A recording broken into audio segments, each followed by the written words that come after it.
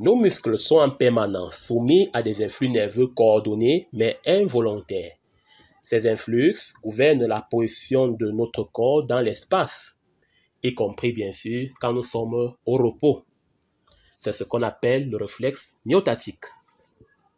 D'un point de vue anatomique, le réflexe myotatique est un réflexe fondamentalement monosynaptique qui correspond à la réaction ou à la contraction d'un muscle en réponse à un étirement plus ou moins intense.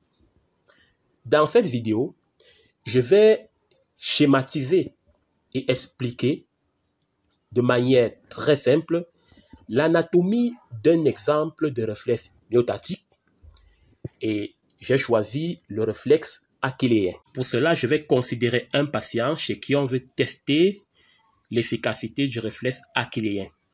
Pour cela, je représente la jambe comme vous voyez. Et là, je mets l'os du pied, c'est de manière très schématique, le tout sur un support. À cet os du pied sont reliés deux muscles. J'ai le muscle extenseur du pied et le muscle fléchisseur du pied. Bien, je mets en évidence la testure du muscle et j'indique le tendon d'Achille. Ce sont les tendons qui relient les muscles aux os.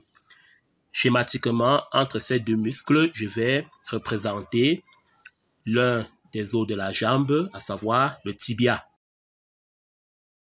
Je représente rapidement le nerf sciatique qui se subdivise en racine dorsale postérieure qui possède un ganglion spinal et la racine antérieure. Les deux racines aboutissent bien sûr dans la moelle épinière que je représente rapidement avec sa substance grise caractéristique et je mets quelques pointillés pour la matérialiser.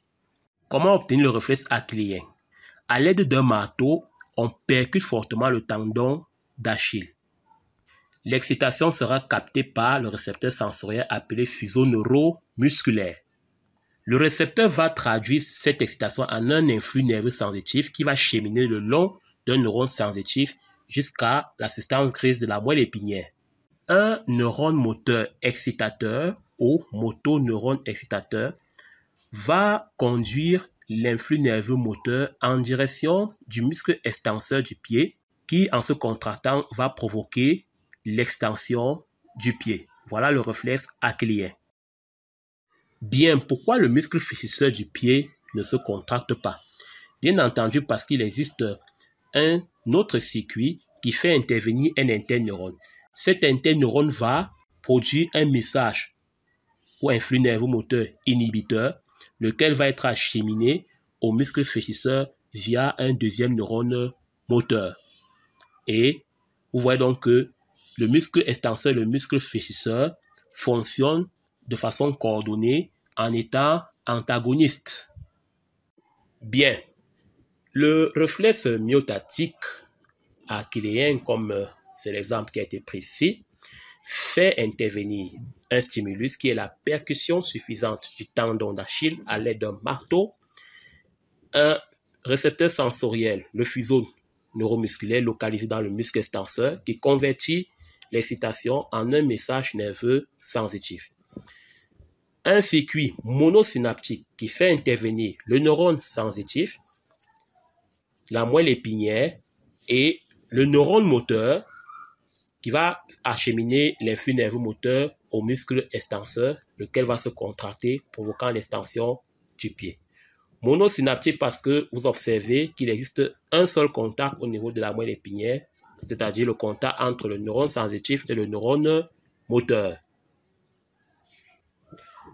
Bien, pour que l'extension soit possible, il ne faut pas que le muscle extenseur et le muscle fléchisseur se contractent en même temps. Ils vont donc fonctionner de façon coordonnée. Le muscle extenseur donc va être relâché, il ne va pas réagir. Pourtant, il est connecté à un neurone moteur. Ceci est possible parce qu'il existe donc un deuxième circuit qu'on va appeler le circuit polysynaptique qui fait intervenir, bien sûr, un neurone sensitif, le centre nerveux, l'interneurone qui va produire un message nerveux inhibiteur qui va être acheminé via le neurone moteur qui est connecté au muscle fléchisseur du pied. Ce muscle fléchisseur, en recevant un message inhibiteur, ne va pas se contracter. Et on va donc dire que pour le réflexe d'extension du pied, ces deux muscles fonctionnent de manière antagoniste. Voilà, j'ai donc schématisé le circuit nerveux qui intervient dans le réflexe myotatique, exemple le réflexe achilléen. Vous pouvez faire pareil pour d'autres exemples, comme le réflexe rotulien.